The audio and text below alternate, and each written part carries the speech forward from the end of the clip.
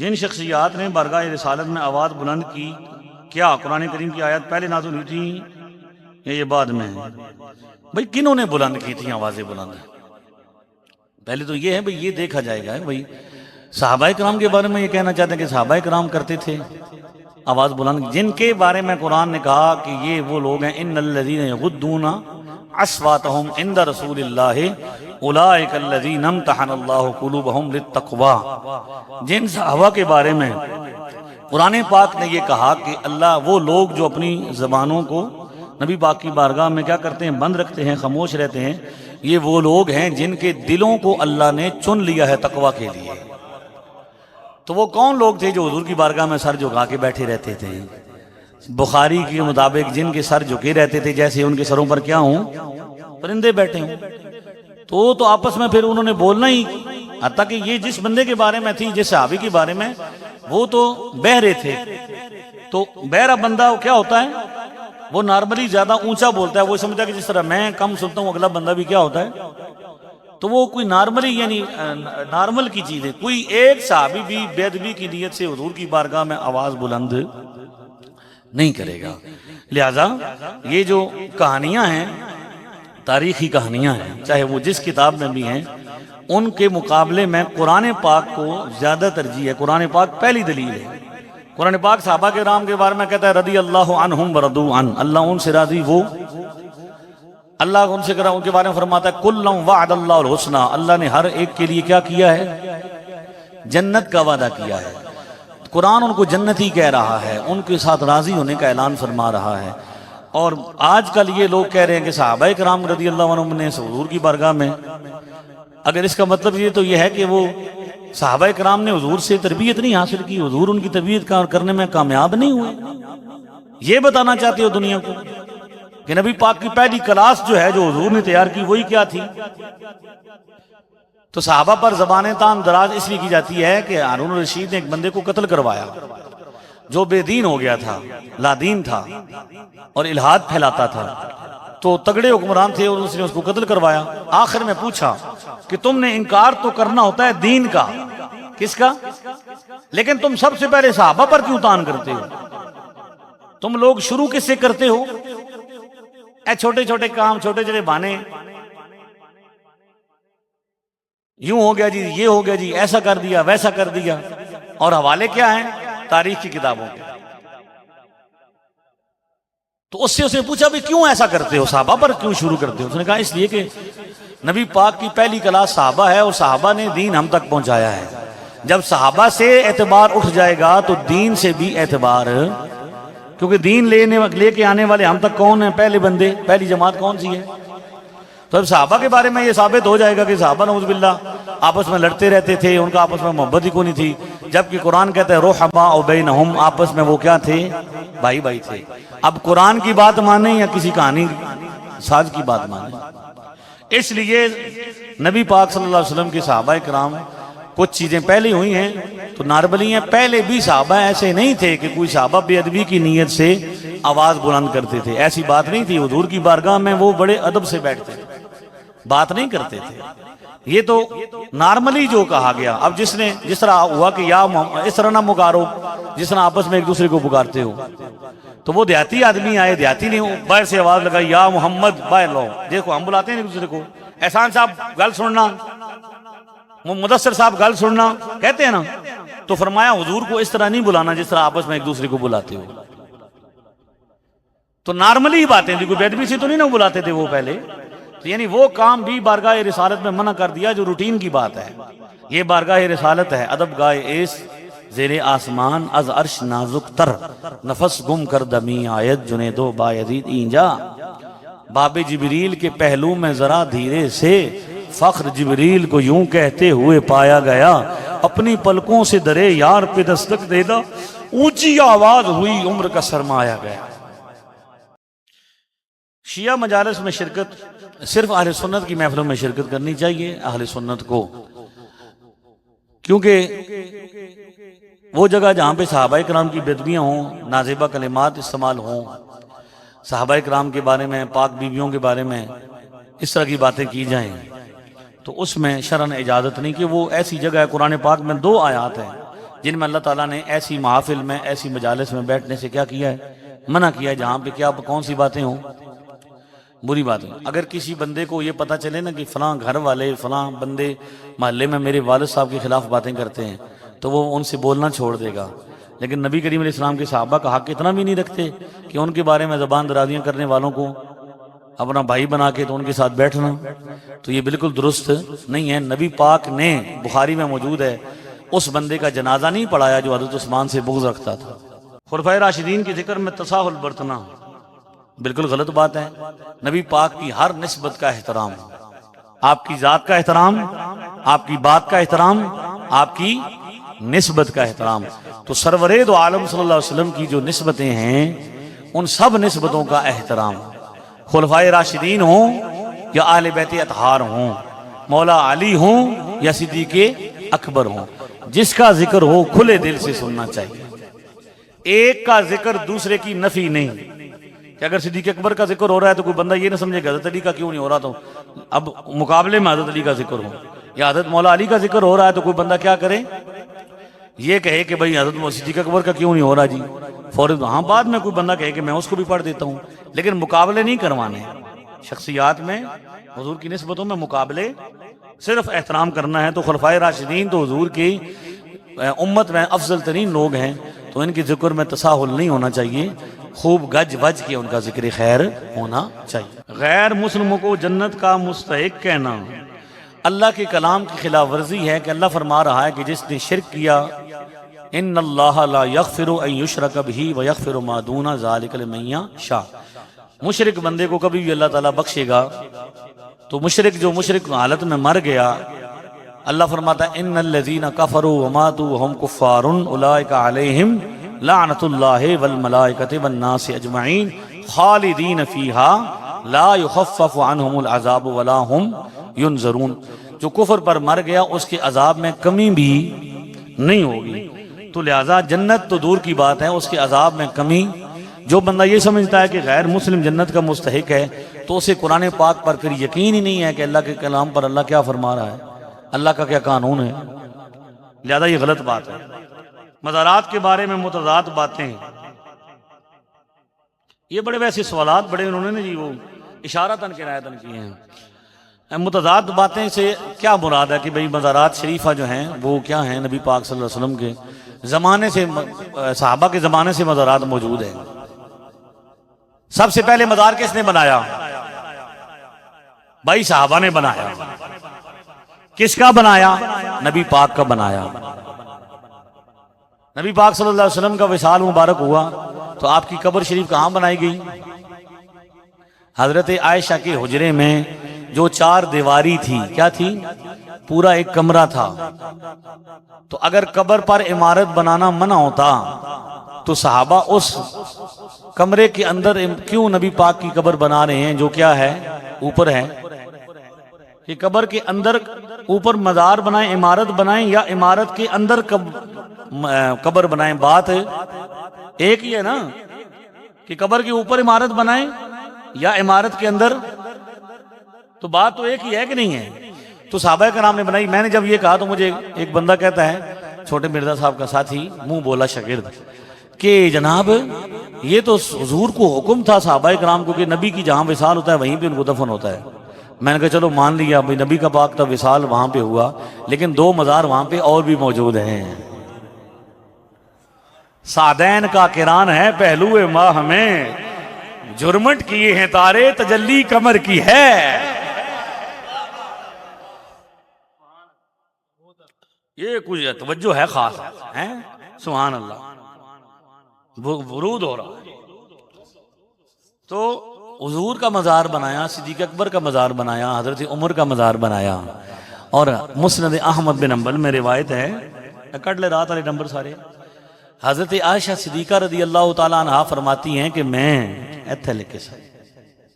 میں جو ہے جب حضور کا مزار شریف بنا نا وہاں بھی اس حجرے میں، تو میں جاتی تھی اسی طرح نارمل پوزیشن میں کہ سر پر کپڑا دوپٹہ ہوتا تھا، کبھی نہیں ہوتا۔ پھر وہاں پہ حضرت ابوبکر صدیق کا مزار بنا تو پھر میں بھی اسی طرح جاتی تھی کہ بھائی یہ انما ہوا زوجی و ابی، یہ میرے والد صاحب ہیں، یہ میرے شوہر ہیں۔ قبر بھی نہیں کہا کہ حضور کی قبر ہے اور میرے والد صاحب کی، یہ میرے والد صاحب ہیں، یہ میرے شوہر ہیں. اور سمجھ نہیں آ رہی آپ کو؟ یہ میرے والد کی قبر ہے، یہ میرے شوہر کی قبر ہے، یہ لفظ نہیں ہے. انما ہوا زوجی و ابی. ہاں جی، مسند احمد بن حنبل 25,660 صحیح حدیث سند کے ساتھ، 25,660 نمبر روایت میں ہے کہ انما ہوا زوجی و ابی، یہ میری زوج محترم ہیں اور یہ میرے والد محترم ہیں. لیکن پھر کیا ہوا؟ وہاں پہ حضرت عمر کا مزار بن گیا. تو جب حضرت عمر کا مزار بنا تو پھر میں اپنے آپ کو پورا لپیٹ کے پردہ کر کے جاتی تھی. حیاء من عمر، حضرت عمر کے حیا کی وجہ سے مزار پہ حاضری دیتی تھی لیکن پردہ کر کے جاتی تھی. تو حضرت عائشہ باقاعدہ تینوں مزارات پہ حاضری بھی دیتی تھی اور ان کا یہ عقیدہ اور نظریہ تھا کہ حضرت عمر بھی دیکھ رہے ہیں میرے والد صاحب. تبھی تو پردہ کر، ورنہ قبروں سے پردہ کرنے کا مطلب کیا ہے؟ نہیں سمجھ آئی؟ تو یہ پہلا مزار کس نے بنایا؟ صحابہ نے بنایا. اور صحابہ کرام میں سے کسی ایک صحابی نے بھی اعتراض نہیں کیا بھئی حضور نے تو مزار بنانے سے، قبر پر عمارت بنانے سے، اب کیا کریں کہ وہ جو حدیث ہے اس کا ترجمہ غلط کرتے ہیں. سادے سودے بچے ہیں، ان کو عربی آتی نہیں ہوتی، بریکٹیں لگا لگو کے آگے پیچھے ان کو کیا کرتے ہیں؟ خراب کرنے کی کوشش کرتے ہیں. جو حضور نے منع فرمایا نا عمارت نہ بناؤ، لفظ ہے بنا. کیا ہے؟ بنا کہتے ہیں بنیاد کو، کہ قبر بناتے ہوئے قبر کے اوپر ایرا نہیں، یہاں پہ نہیں کہتے ہیں پنجابی میں، نہیں رکھنی، یعنی قبر کے اوپر عمارت، یہ قبر ہے اور اس کے اوپر قد، اس پر بیٹھنا بھی نہیں. بلکہ ایک حدیث میں ہے کہ حضور ایک بندہ بیٹھا تو حضور نے فرمایا تم نے اس کو تکلیف پہنچائی. نبی پاک کا بھی یہی فرمان ہے کہ قبر والے کو بیٹھنے سے تکلیف ہوتی ہے. جو بندہ مر کے ختم ہو گیا اس کو تکلیف کا کیا مطلب؟ ٹھیک ہے. تو جناب حضور نے جو منع کیا اس پر عمارت نہیں بنانی، قبر پر دیوار نہیں رکھنی عمارت بناتے ہوئے. باقی صحابہ کرام نے کیا کیا؟ اور جس دور میں حضرت عائشہ نے وہ عمارت بنائی، حجرہ تھا وہ تو بڑا کچا تھا، ہر زمانے کے ہر خلیفہ نے اس عمارت کو، اس مزار کو تعمیر کیا، پکا کیا.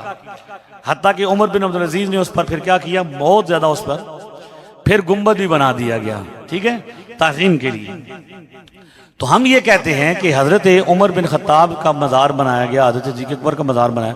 بلکہ بخاری میں ہے کہ ایک مرتبہ بارش ہوئی اور روضہ اقدس کی جو دیوار تھی وہ گر گئی، تو اندر سے ایک پاؤں مبارک ظاہر ہو گیا. تو سارے لوگ خوف میں مبتلا ہو گئے کہ کہیں نبی پاک کا قدم شریف تو نہیں. تو پھر ایک پرانے صحابی آئے یا تابعی آئے، انہوں نے آگے بتایا کہ بھئی یہ حضرت عمر کا پاؤں ہے. پھر اس کو تعمیر کیا گیا، دیوار کو گر گیا تھا تو تعمیر کیا. صحابہ وہ ہیں کہ مزار کچا ہو جائے تو اس کو پکا کرتے ہیں، صحابی مزار بناتے ہیں، وہابی مزار گراتے ہیں. صحابہ مزار بنانے والے، صحابی مزار بنانے والے، وہابی مزار گرانے والے. اگر صحابہ مزار گرانے والے تو بخاری میں کیوں ہے یہ کہ انہوں نے پھر دوبارہ اس کو تعمیر کیا ہر دور میں. اور اب چھوٹے مرزا صاحب کے علم کی حالت دیکھی، کہتے ہیں وہ جی گنبد اصل میں مزار کو کہتے ہیں. ایک بندے کو میں نے کہا بھائی حضور نے حکم دیا کہ قبروں کی زیارت کیا کرو، تو مزارات پہ جانے کا حکم تو حضور نے خود دیا ہے. پہلے میں تمہیں منع کنت نہیتکم عن زیارت القبور فزوروها فانها تذکر الاخرہ. مسلم میں، ترمذی میں، بڑی بڑی کتابوں میں ہے کہ پہلے منع کیا کرتے تھے، پھر فرمایا آپ کیا کرو. تو میں نے اسے کہا کہ حضور نے تو زیارت کرنے کا حکم دیا. وہ کہتا ہے مزار کس کو کہتے ہیں؟ میں نے کہا مزار قبر کو کہتے ہیں. اس کس کو کہتے ہیں؟ جس میں ولی دفن ہو. ادب سے قبر نہیں کہتے، قبر شریف کہتے ہیں، مزار شریف کہتے ہیں. تو جن بندوں کا یہ حال وہ کہتے ہیں نہیں گنبد مزار کو کہتے ہیں. سبحان اللہ. وہ ہماری ایک ویڈیو ہے، ہم نے اس پر جواب ریکارڈ کرایا. تو وہ جب حدیث 1185 نسائی کی گلے پڑ گئی نا، تو اس کے جواب میں کیا کہتے ہیں؟ بھئی کسی نے پوچھا نا کہ بھئی نبی پاک نے تو نماز میں منع کر دیا رفع یدین، تو کہتے ہیں حضور نے نماز میں رفع یدین نہیں منع کیا بلکہ ہاتھ اٹھانے سے منع کیا. رفع یدین کس کو کہتے ہیں؟ علم پہ ڈلدا ہے جی، چھاٹا مار رہا ہے، ہاتھ اٹھانے سے منع کیا۔ تو رفع یدین کس کو کہتے ہیں؟ عربی زبان کا لفظ ہے، رفع یدین کا مطلب ہی ہے دونوں ہاتھوں کو اٹھانا۔ اہل سنت میں ہونے کا دعویٰ اور اچھا جی، منہاج القرآن کا عقیدہ اہل سنت سے پوری طرح مطابقت کبھی نہ رکھتا ہوں۔ اب یہ ہے کہ میرا تو زیادہ اس حوالے سے مطالعہ نہیں ہے، اور دوسری بات یہ ہے کہ بھئی میرا ایک خاص عنوان ہے، موضوع ہے، وہ ہے بد مذہبوں کے خلاف گفتگو کرنا، لہذا میں اس کو زیادہ پڑھتا ہوں۔ اس لیے یہ جو سنی ہیں یا سنی نما ہیں یا سنیوں سے ہٹ رہے ہیں، اس کے لیے دیگر سکالرز ہمارے بہت کام کر رہے ہیں، آپ ان سے زیادہ دیکھ سکتے ہیں کہ بھئی وہ مطابقت کے اندر۔ میری تو نہ کبھی ملاقات ہوئی اس طرح کے کسی بندے سے، نہ میں کبھی کسی کے ساتھ شامل ہوا، نہ اٹھا بیٹھا۔ اس لیے یہ سمجھتے ہیں کہ بھئی اس طرح کی بے اعتدالیاں کی جاتی ہیں، جو بندہ بھی نکلتا ہے انہی سے نکلتا ہے، تو کیوں نکلتا ہے؟ صحابہ کرام کے جتنے گستاخ نکلے وہ سارے پہلے ان کے ساتھ تھے، تو کیوں ایسا ہوتا ہے کہ یہی لوگ ہی ہر بار؟ تو غور و فکر کرنا چاہیے ایسے لوگوں کو کہ وہ بد مذہبوں کے بارے میں، یعنی سب کے ساتھ ان کا اتحاد ہے، یہودیوں کو بھی مسجد میں بلا لیں، ہندوؤں کو بھی بلا لیں، لیکن سنیوں کے ساتھ اتحاد نہیں ہو سکتا، باقی سب کے ساتھ ہو سکتا ہے۔ تو کچھ تو غور و فکر کرنا چاہیے، احساس کرنا چاہیے کہ اہل سنت و جماعت کو توڑا نہ جائے۔ اہل سنت وہ ہیں جو امام اعظم ابو حنیفہ، حضرت شیخ عبدالحق محدث دہلوی اور اعلی حضرت فاضل بریلوی، تین شخصیات کے نظریات کے پابند ہیں۔ تو جو اعلی حضرت کے نظریے سے، عقیدے سے ایک انچ بھی دائیں بائیں ہیں، ہم اس کو پکا سچا سنی نہیں مانتے۔ لفظ مجدد کا استعمال کیا جاتا ہے تو مجدد کا فیصلہ تو زمانے کے علماء کرتے ہیں، شاگرد یا مرید نہیں کرتے۔ ایک قول کے مطابق داڑھی جو ہے نا، یہ داڑھی ایک مشت، یعنی کچھ لوگ کہتے ہیں کہ مشت سے کم داڑھی سنت ہے، تو مشت سے کم سنت کسی زمانے میں کسی ایک صحابی نے بھی نہیں رکھی۔ تو ایک مشت واجب ہے، جس بندے کی داڑھی ایک مشت سے کم ہے اس کے پیچھے نماز پڑھنا مکروہ تحریمی۔ کیا بڑے مرزا صاحب کے سبسکرائبر چھوٹے مرزا صاحب سے کم ہیں؟ سبسکرائبر اچھا جی، سبسکرائبر کا تو مجھے نہیں پتا، لیکن جس طرح بڑے مرزے کے کفر پر پوری امت کا اجماع ہو چکا ہے، اسی طرح چھوٹے مرزا صاحب کی بدتمیز ہونے پر، بے ادب ہونے پر، جاہل ہونے پر پوری امت کا اتفاق ہو چکا ہے۔ ہاں جی، اہل سنت پر شرک اور غلو فی الاولیاء کا الزام لگانے کے بارے میں نے بتا دیا بھئی شرک کا فتویٰ تو حضور نے فرمایا شرک نہیں کرے گی امت، بخاری میں روایت ہے۔ اب وہ کہتے ہیں کریں گے، تو اب وہ ان سے پوچھیں کہ وہ امت کو خود بخاری کے اندر ہی ہے کہ خوارج سب سے بدترین مخلوق ہے، وہ مسلمانوں پر شرک کا فتویٰ لگائیں گے، قرآن پڑھیں گے، قرآن ان کے حلق سے نہیں اترے گا۔ نماز کے طریقے میں اختلافات، میں نے آپ سے عرض کیا کہ نماز کے طریقے میں اختلاف کا معاملہ یہاں بر صغیر میں ڈسکس کرتے ہیں آپ کو، تو یہاں پہ شروع سے پہلی صدی سے جو طریقہ رائج ہے آج تک وہ رائج ہے، وہ امام اعظم ابو حنیفہ کی ریسرچ ہے۔ کیا ہے؟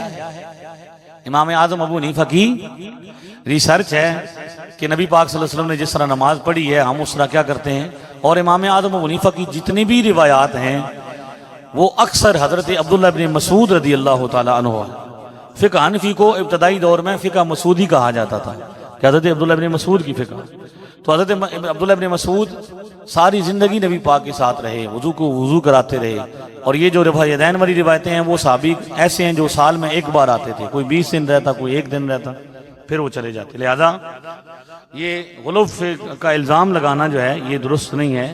الحمدللہ اہل سنت اہل اعتدال ہیں، تو نماز میں کوئی اختلاف نہیں ہے۔ 4 ائمہ ہیں تو 4 ائمہ کے اپنے اپنے دلائل ہیں، اور ان 4 کے فالورز ہیں پوری دنیا میں۔ سب سے زیادہ فالور امام ابو حنیفہ کے ہیں۔ چھوٹے مرزا صاحب کی ویڈیو موجود ہے، 70% دنیا میں کس کے فالور ہیں؟ امام اعظم حنیفہ سب سے زیادہ، اور باقی 30% جو ہیں وہ کیا ہیں؟ وہ تینوں اماموں کے ہیں۔ تو چونکہ وہ ایک امام کو مانتے ہیں، ایک ریسرچ کو مانتے ہیں، اور وہ ایماندار لوگ ہیں اور ان کی نیت میں کوئی فرق نہیں ہے، لہذا ان کو فالو کرنے والوں سے بھی ہم الجھتے ہیں، اگرچہ اپنی دلیل کا بیان کرتے ہیں ان کے مقابلے میں بھی ان کو بھی علمی جواب دیتے ہیں۔ آمین آہستہ کہنا ہے جی، رفع الیدین نبی پاک صلی اللہ علیہ وسلم نے حدیث شریف میں موجود ہے، صحابہ کہتے ہیں کہ حضور صلی اللہ علیہ وسلم نے دو چیزیں ہمیں سکھائی ہیں، ہم نے سیکھی ہیں، دو سکتے۔ کیا سیکھے ہیں؟ دو سکتے۔ سکتہ کہتے ہیں کہ اونچی آواز سے بھی قرات کرتے ہوئے آہستہ آواز پست کر لینا، آواز یعنی پڑھنا ضرور ہے لیکن آواز نہیں آئے گی، اس کو کیا کہتے ہیں؟ سکتہ کہتے ہیں۔ یہ ابو داؤد شریف میں روایت نمبر ہے 799 799۔ حضرت سمورہ بن جندب کہتے ہیں انہو حافظ عن رسول اللہ صلی اللہ علیہ وسلم سکتتین، ہم نے نبی پاک سے دو سکتے یاد رکھے، سکتتن اذا کبرا و سکتتن اذا فرغ من قرات غیر المغضوب علیہم وللضالین۔ نبی پاک دو سکتے فرماتے تھے نماز میں، یعنی آواز اونچی میں بھی آواز کیا کر لیتے تھے؟ آہستہ پڑھتے تھے لیکن آواز، پہلا جب آپ تکبیر کہتے اللہ اکبر کہتے تھے تو اس کے بعد کیا پڑھتے تھے؟ ثنا۔ کیا پڑھتے تھے؟ ثنا پڑھتے تھے۔ تو ثنا اونچی آواز میں پڑھی جاتی ہے، آہستہ پڑھی جاتی ہے۔ اور وَسَقْطَةً اِذَا قَرَأَ غَيْرِ الْمَغْضُوبِ عَلَيْهِمْ وَلَا الضَّالِّينَ اِذَا فَرَغَ مِنْ قِرَأَةِ غَيْرِ الْمَغْضُوبِ عَلَيْهِمْ وَلَا الضَّالِّينَ، جب نبی پاک غیر المغضوب علیہم ولا الضالین کی قرات ختم ہو جاتی تھی پھر آپ کیا کہتے تھے؟ آمین۔ اور وہ کس طرح کہتے تھے؟ جس طرح ثنا پڑھتے تھے، یعنی جتنی آواز سے ثنا پڑھتے تھے اتنی ہی آواز سے آمین بھی کہتے تھے۔ تو اس کا مطلب یہ ہے کہ آمین کیا کرنی چاہیے؟ آہستہ کہنا ہی سنت ہے۔ تقلید امام حنیفہ پر سختی سے حدیث پر عمل کرنے والے کو غلط اور امام کی بات پر عمل کو صحیح کہنا۔ بھئی آپ کس طرح یہ کہتے ہیں کہ آپ ساری حدیثوں پر عمل کر سکتے ہیں؟ اگر ایک بندہ یہ کہتا ہے کہ میں کسی امام کو نہیں مانتا، درمیان سے نکالتا ہوں، وہ میرے سامنے آ کے بیٹھ جائے، میں پھر حدیثیں پڑھتا رہتا ہوں، وہ عمل کر کے دکھائے۔ آپ حدیث نہیں چھوڑتے؟ جب ہم یہ حدیث بتاتے ہیں رفع الیدین والی، بھئی ترمذی میں 257 نمبر میں روایت ہے رفع الیدین نہ کرنے کی، ترک کرنے کی۔ اسی طرح ابو داؤد میں 749 ہے، نسائی میں 1027 ہے۔ جب ہم یہ روایتیں بتاتے ہیں تو کیا کہتے ہیں جی؟ یہ کیا ہے جی؟ ضعیف ہے۔ حدیثیں چھوڑتے ہیں کہ نہیں چھوڑتے؟ آپ چھوڑیں تو آپ حدیث کے ماننے والے، ہم چھوڑیں تو ہم حدیث کے منکر۔ ٹھیک نہیں؟ ویسے ایک ہم کہتے ہیں کہ ہم جو امام ابو حنیفہ کو فالو کرتے ہیں در حقیقت اس کے پیچھے بھی قرآن اور سنت ہے۔ کیا ہے؟ ان کی ریسرچ ہے۔ ورنہ جس بندے کا یہ دعویٰ ہے نا کہ وہ حدیث پر عمل کرتا ہے تو میرے سامنے آئے، میں حدیثیں پڑھتا ہوں، مجھے عمل کر کے دکھائے، اور سیاست اور بخاری سے پڑھوں گا تو ساری حدیثوں پر عمل نہیں ہو سکتا نا۔ حدیثیں تو ہر طرح کی موجود ہیں، تو پھر ضرورت ہے محقق کی، مجتہد کی، جو ان باتوں کا کیا کرے؟ ماہر ہو، اور وہ اپنی ایک رائے قائم کرے۔ تو 4 لوگوں نے رائے قائم کر دی، امت نے مان لیا، اب نئی رائے کی ضرورت نہیں۔ اس لیے تقلید کا مطلب یہ نہیں بھئی دلیل کے بغیر امام صاحب کو ہم فالو کرتے ہیں۔ یہ ہم نے مسائل نماز میں امام ابو حنیفہ کی 63 دلیلیں پیش کی ہیں سیاستہ سے۔ کتنی؟ تو پڑھو نا، آگے آؤ۔ امام ابو حنیفہ کی ہی تحقیق پر عمل اور باقی امام غلط ہیں۔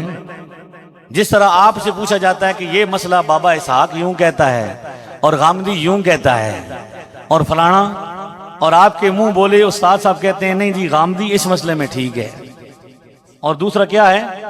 غلط ہے۔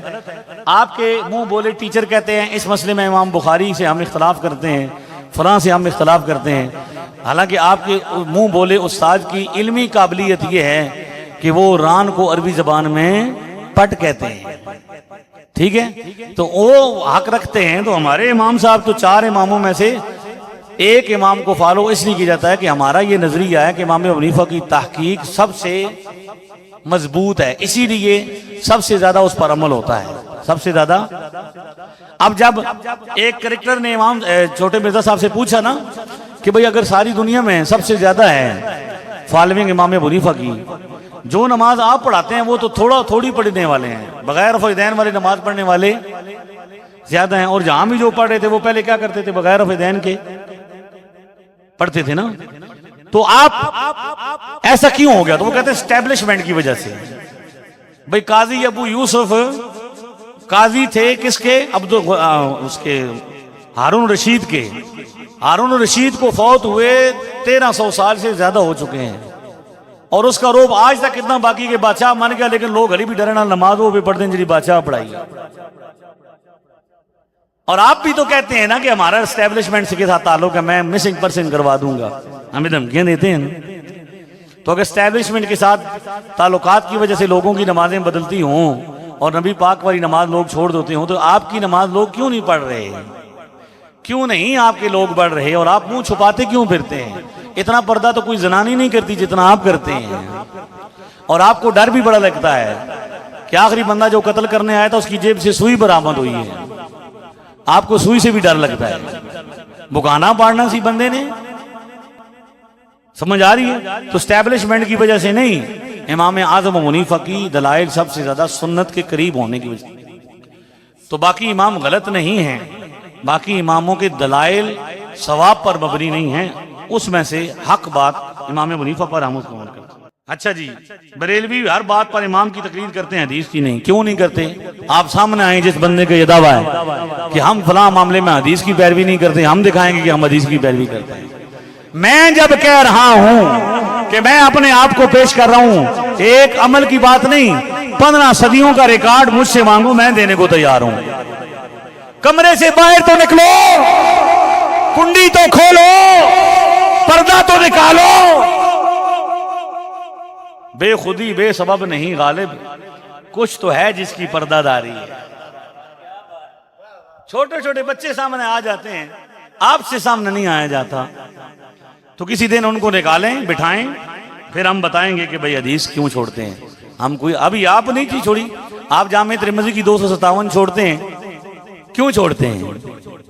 ہم تو ماننے والے ہیں، ہماری یہ ترجیح ہے، اور ترجیح بھی مجتہد پہلی صدی سے کر رہا ہے۔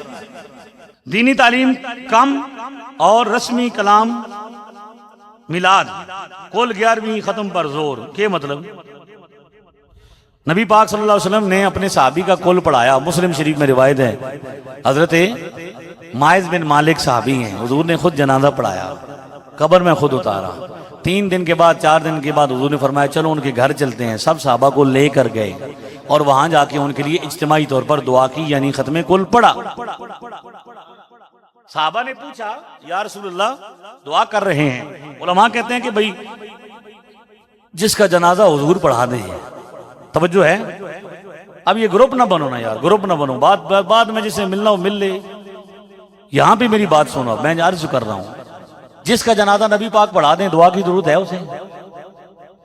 3 دن کے بعد دعا کیوں کر رہے ہیں؟ حالانکہ حضور جس کے لیے دعا کر دے وہ جنتی۔ اجابت نے جھڑ کر گلے سے لگایا، بڑی ناز سے جب دعائے محمد۔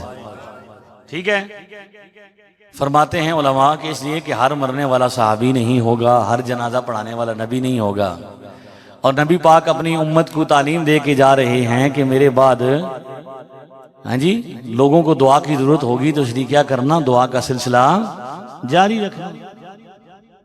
باقی جس بندے پر آپ کو لگتا ہے نا کہ بریلوی لوگ، ہم سنی لوگ جو ہیں وہ علم نہیں پڑھتے، تو آپ کو جو بڑا عالم لگتا ہے اس کو ہمارے سامنے بٹھائیں۔ کیا کریں؟ ہمارے سامنے بٹھائیں، علم اور جہل، کھڑا اور کھوٹا، سارا کیا ہو جائے گا سامنے۔ کرامت کے بارے میں وضاحت، جو امیر اہل سنت کی کیمرے میں تصویر نہیں آتی تھی، اب کیسے آتی ہے؟ بھائی دیکھیں، ماجرا یہ ہے کہ بھائی نبی پاک صلی اللہ علیہ وسلم کی معجزات بھی ہیں، یہ جو اب آپ کو وہی ابھی میں نے کہا نا کہ الہاد کی طرف لے کے جا رہے ہیں، یہ آخری سوال ہے نا؟ اچھا بیک بھی ہے، الہاد پر لے کے جا رہے ہیں کہ کہتے ہیں کیمرے میں پہلے تصویر نہیں آتی تھی، اب کیوں آتی ہے؟ یہ پوسٹیں بنا بنا کے شیئر کرتے ہیں کہ بھائی ولی کیا کرتے تھے، غوث پاک کیا ہے،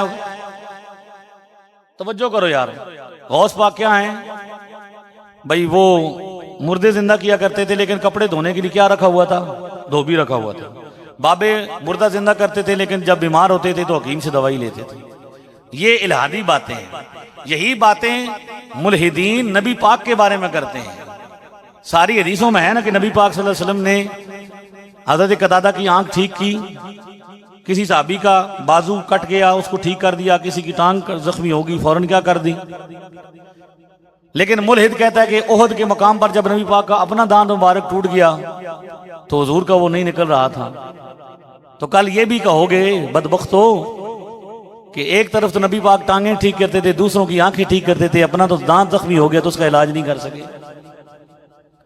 وہی اونٹ جو نبی پاک کی خدمت میں آ کے کیا کرتا تھا، باولا ہو ہلکا ہو تو حضور اس پر ہاتھ پھیرتے تھے تو وہ کیا کرتے تھے، سر جھکا دیتے تھے.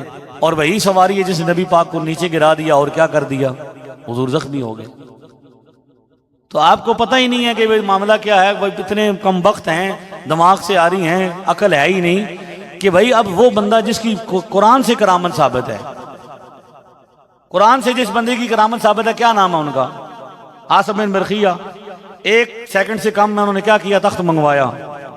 اب وہ بندہ جس نے 1 سیکنڈ سے کم عرصے میں تخت منگوایا تو وہ سارے کام اسی طرح کرتا ہوگا کہ چٹکی مارتا ہوگا کھانا سامنے آ جاتا ہوگا، چٹکی مارتا ہوگا اور کپڑے دھلے دھلائے سامنے آ جاتے ہوں گے. باقی سارے کام روٹین سے ہوتے ہیں، باقی سارے کام. کرامت کا اظہار کبھی کبھی ہوتا ہے جب اللہ چاہتا ہے کسی کی شان ظاہر کرنے کے لیے. تو اللہ تعالیٰ جب چاہتا ہے کب کرامت ہو جاتی ہے. اب احد میں، بدر میں فرشتے نازل ہوئے کہ نہیں ہوئے مدد کرنے کے لیے، لیکن احد میں فرشتوں نے مدد. ملحد کہتا ہے کہ بھئی اگر اسلام سچا مذہب ہے تو بھئی وہ جو احد میں آئے تھے، اس میں بدر میں، احد میں فرشتے کدھر چلے گئے تھے. چھوٹے مرزا صاحب اسی کو کاپی پیسٹ کرتے ہوئے کہتے ہیں 65 میں بابے آئے تھے، 71 میں کیوں نہیں آئے. تو ہم یہ کہتے ہیں کہ بھئی اللہ تبارک و تعالیٰ کی رضا اور مرضی ہے، جب وہ چاہتا ہے کیا کرتا ہے، کسی کو بھیجتا ہے مددگار، کبھی آزمائش کر لیتا ہے. نبی پاک صلی اللہ علیہ وسلم نے کتنی کرامتیں دکھائیں، کتنے معجزات دکھائے ہیں. چاند کو 2 ٹکڑے کیا، کتنے، لیکن کیا ہر مقام پہ معجزہ ہی دکھایا ہے یا عملی طور پر پریکٹیکل بھی کام کیا ہے. زخمی بھی ہوئے ہیں، جنگیں بھی لڑی ہیں، اور پیٹ پر پتھر بھی باندھے ہیں. اشارہ کرتے تو کیا ہو جاتا. کربلا میں جناب مینے مارتے ہیں یہ لوگ بھی. کربلا میں اگر امام حسین مددگار تھے، مولا علی تھے، تو مدد کیوں نہیں کی. تو چلو تم کہتے ہو بھی مولا علی مددگار نہیں تھے، اللہ تو مددگار ہے، اللہ نے کیوں نہیں کی. تو جواب یہی ہے نا کہ بھئی اللہ جب چاہتا ہے مدد کر دیتا ہے، کبھی آزما بھی لیتا ہے. حضرت عیسیٰ علیہ السلام، مولانا روم کہتے ہیں عیسیٰ علیہ السلام کے پاس شیطان آیا اور اس نے کہا کہ آپ کا یہ یقین ہے کہ جب تقدیر آئے گی تبھی کیا ہوگا، موت آ جائے گی. فرمایا بالکل، جب لکھ گئی تبھی آئے گی. تو اس نے کہا کہ یہاں سے چھلانگ لگائیں، اگر موت لکھ ہوئی تو مر جائیں گے، نہیں تو نہیں مریں گے. تو فرمایا ابلیس یہ شیطان ہے، تو یہ اللہ کا کام ہے کہ وہ بندوں کو آزمائیں، بندوں کا یہ کام نہیں کہ وہ اللہ کو آزمانا شروع کر دیں. لہذا کیمرے لگا کے کرامتوں کا مطالبہ کرنا یہودیوں کا طریقہ ہے. یہودیوں نے کہا تھا کہ ہم اسی کو نبی مانیں گے جس کی قربانی کو آگ آ کے آسمان سے کھا لے. آپ ایک قربانی کریں، آسمان سے آگ آ کے کھا جائے گی، ہم آپ کو کیا مان لیں گے. مجھے یہ بتائیے کہ اللہ کے لیے اور نبی پاک کے لیے مشکل تھا کہ ایک قربانی ہوتی اور آگ آسمان سے آ جاتی، یہودی کیا ہو جاتے، مسلمان ہو جاتے.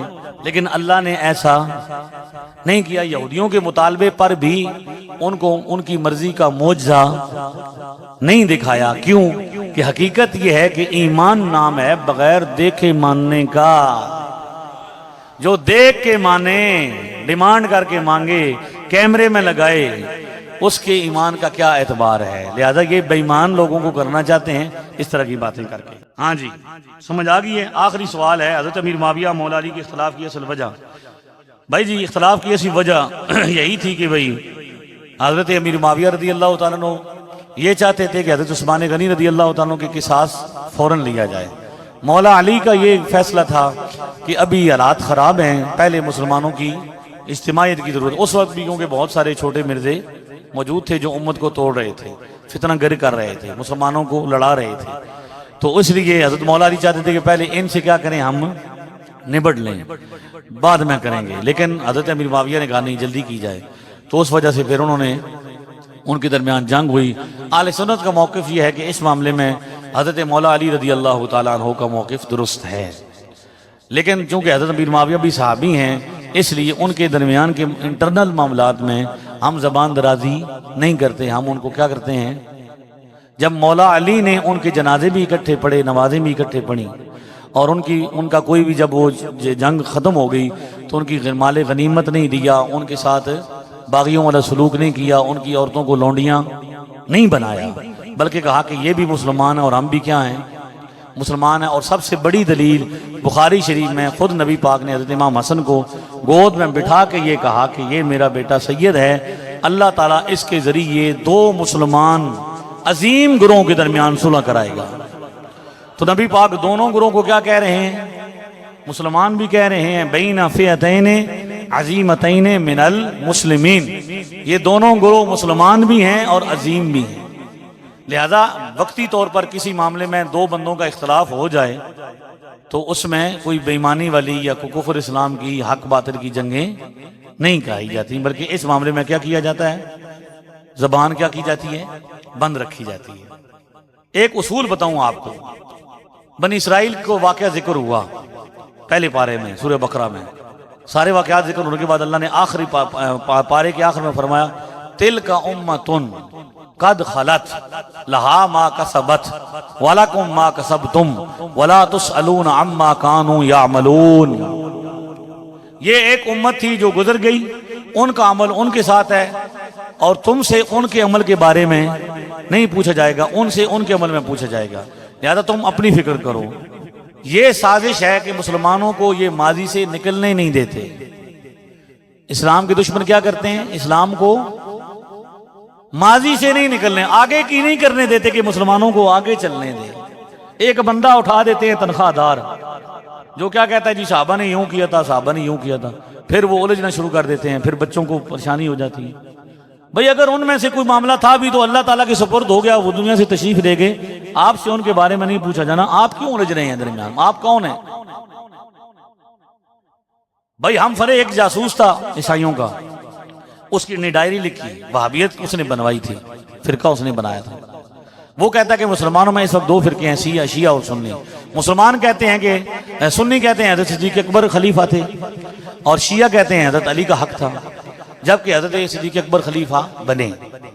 ٹھیک ہے، وہ کہتا ہے مسلمان اتنے سادے ہیں یہ سارے لوگ شیعہ وغیرہ کہ اگر آج یہ مان لیا جائے کہ حضرت علی کو خلافت حق دا ان کا، تو اب دلوا سکتے ہیں ان کو۔ تو اس پر لڑائی جھگڑا کرنا، مناظرہ کرنا، بحثیں کرنا کا کیا مطلب ہے؟ لہذا یہ شیعت ہے، وہابیت ہے، جتنے فرقے پرستیاں مسلمانوں کو ماضی سے نہیں نکلنے دیتے، الجھا کے رکھنا ہے، مسلمانوں میں اختلاف پیدا کرنا ہے۔ بھئی ہم موجود نہیں تھے وہاں پہ، کیا تھے؟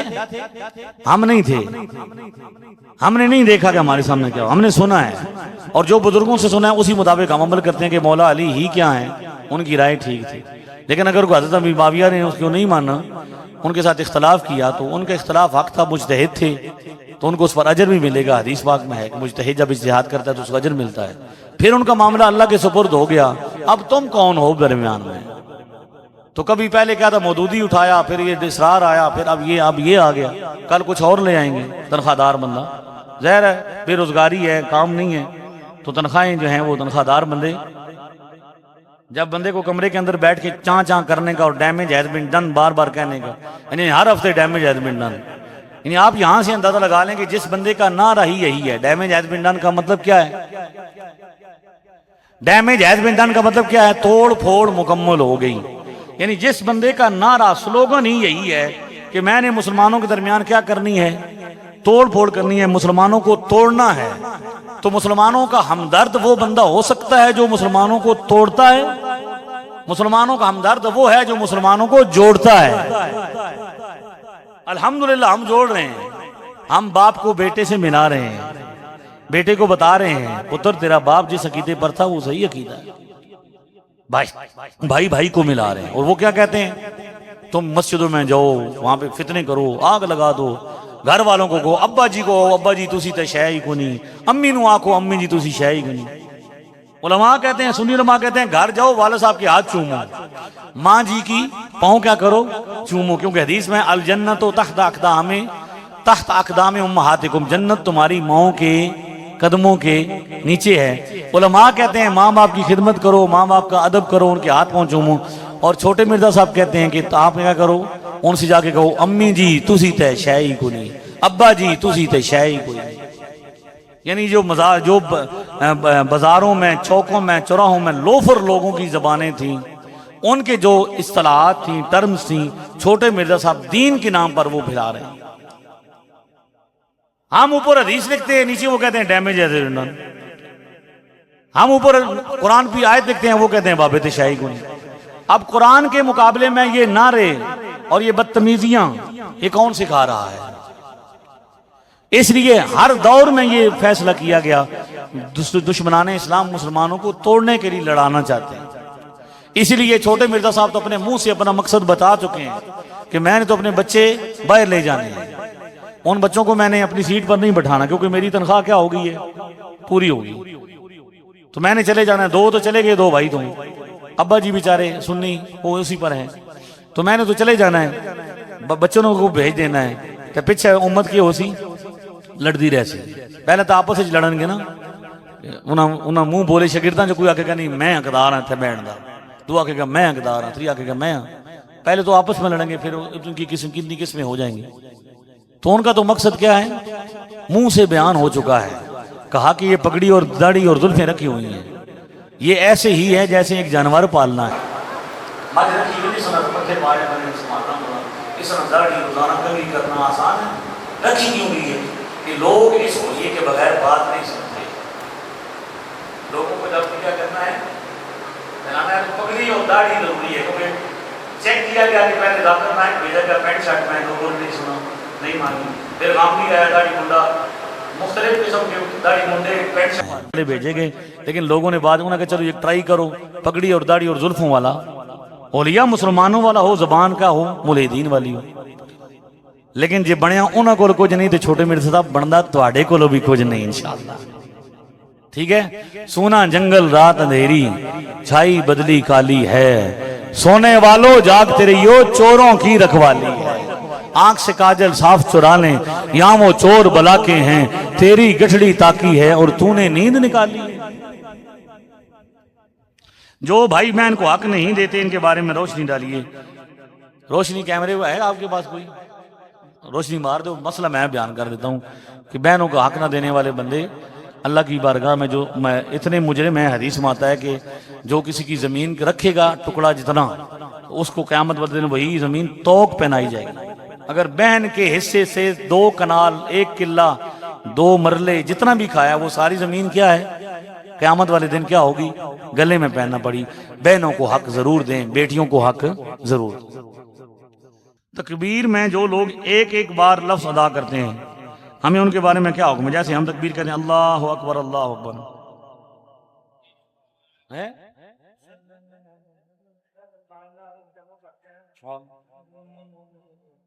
ہاں نہیں، وہ تو ڈبل والی جامع ترمذی میں روایت موجود ہے اور کہ حضور صلی اللہ علیہ وسلم کے حکم سے کان آذان رسول اللہ، حضور کے زمانے میں حضور کے حکم سے آذان اور اقامت مسنا فی الاذان والاقامہ، آذان بھی ڈبل اور اقامت بھی ڈبل ہوتی تھی۔ ہاں جی، وہ سنگل والی یہی عرض کیا نا کہ سنگل جو امام بخاری کی روایات نماز والی ہیں زیادہ تر ہیں، میں نے آپ کو وہ منسوخ روایات ہیں، ان کے مقابلے میں ہماری ترجیح موجود ہے، یعنی دونوں طرف آگئی، ڈبل والی بھی سنگل والی بھی۔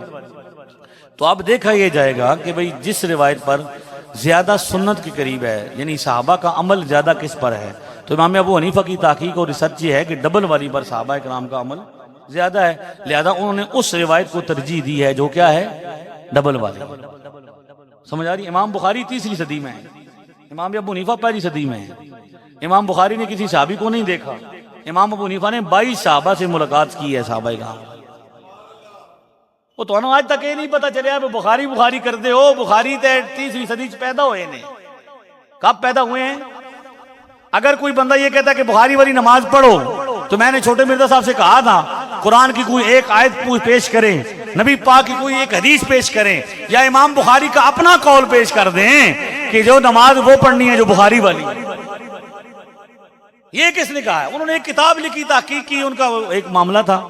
باقی میں نے کہا نہیں کہ آج بھی بخاری جہاں دفن ہے وہاں پہ مسجد ہے، مزار ہے، اس مسجد میں بخارا میں بھی آج وہی نماز پڑھی جاتی ہے اور اس وقت بھی وہی پڑھی جاتی تھی جو ہم پڑھ رہے ہیں. سمجھ آ رہی ہے؟ تو روایات تو میں نے وہ بھی کہا کہ دونوں طرف ہیں. ترجیح کا فرق ہے کہ ترجیح کیسے دیں گے.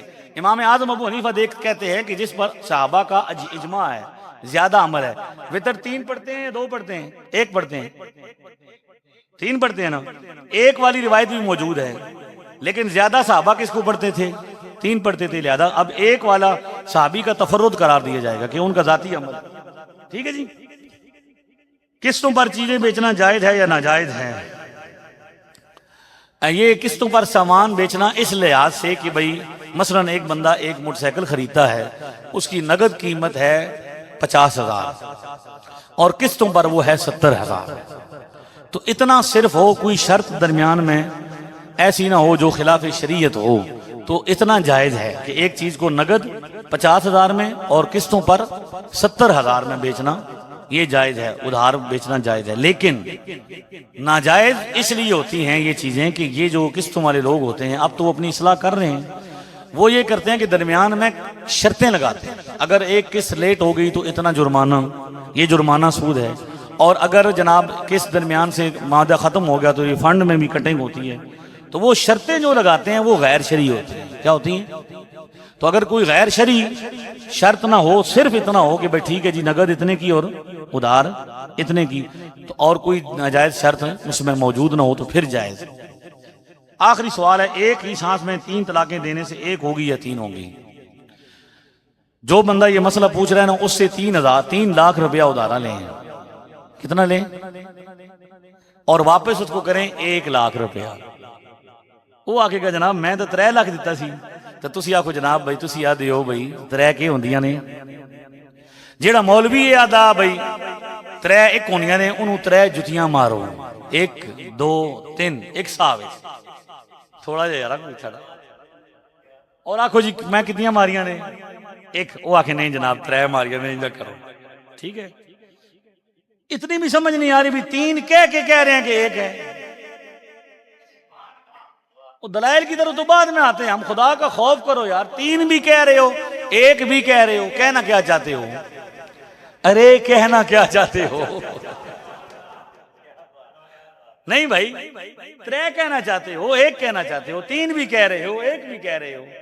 1 کو 3 کہتے ہو، 3 کو 1 کہتے ہو. دماغ خراب ہے. ہمیں کیا سمجھا ہوا ہے؟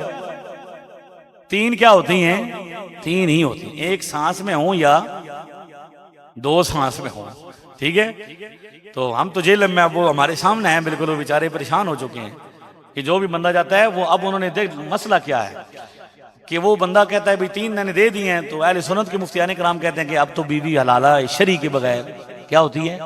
حلالہ شرعی کے بغیر جائز نہیں. حلالہ شرعی قرآن کا فیصلہ ہے. کس کا؟ فَإِن طَلَّقَهَا فَلَا تَحِلُّ لَهُ مِن بَعْدُ حَتَّى تَنكِحَ زَوْجًا غَيْرَهُ. یہ قرآن کا فیصلہ ہے اور اس کے مقابلے میں خبر واحد ہے. تو قرآن بڑی دلیل ہوتی ہے یا خبر واحد روایت؟ تو اب یہ اتنے ظالم ہیں کہ کہتے ہیں کہ بھئی یہ زنا ہے. حلالہ کو کیا کہتے ہیں؟ جس کو نبی پاک نے نکاح فرمایا اس میں نکاح ہوتا ہے کہ نہیں ہوتا؟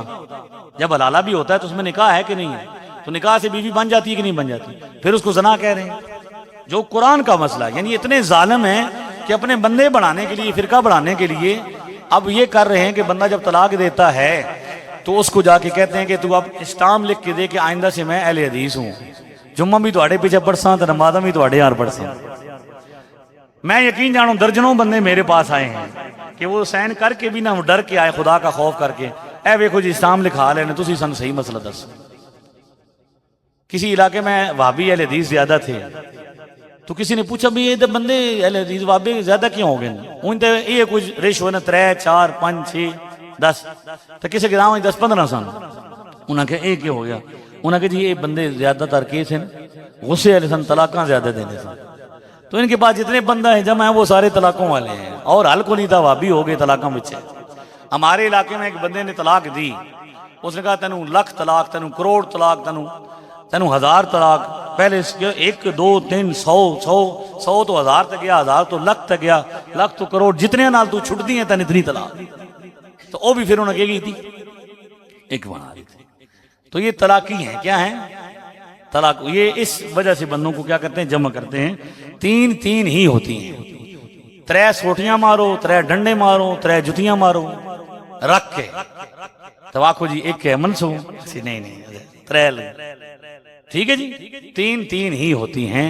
بخاری اور مسلم میں بھی حدیث موجود ہیں، صحابہ کا اجماع ہے، امت کا اجماع ہے، اور یہاں پہ ان کو ہمارے بزرگ چھوٹے رافضی کہتے تھے۔ وڈے رافضی تو انہیں جڑے صحابہ کو گالیاں دیتے ہیں، یہ غیر مقلد چھوٹے رافضی ہیں کہ یہ حضرت عمر کے فیصلے کے بارے میں کیا کہتے ہیں؟ حضرت عمر کا ذاتی فیصلہ ہے، عمری بدعت کہتے ہیں۔ تراویح کو کیا کہتے ہیں؟ عمری، نعوذ باللہ۔ اگر حضرت عمر بھی بدعت کرتے تھے تو پھر سنت کس کو بولے پتر؟ اس لیے یہ نئی چیزیں ہیں، ان سے بچنا ضروری ہے۔ تین طلاقیں تین ہی ہیں، طلاق ایک دینی چاہیے، بہت مجبوری بھی اگر ہو تو دینی نہیں چاہیے، ناپسندیدہ چیز، صبر کرنا چاہیے۔ لیکن اگر کوئی تین دیتا ہے، ایک دیتا ہے تو اس سے بھی مسئلہ حل ہو جاتا ہے نا، نصیحت ہو جاتی ہے، اگر رجوع کرنا ہو تو رجوع ہو جاتا ہے، نہ بھی کریں تو بعد اس کے بعد عدت کے بعد پھر وہ بائنا ہو جاتی ہے۔ 100 سال 10 سال کے بعد بھی اگر واپس ہوئیں تو آپس میں نکاح دوبارہ کر سکتے ہیں۔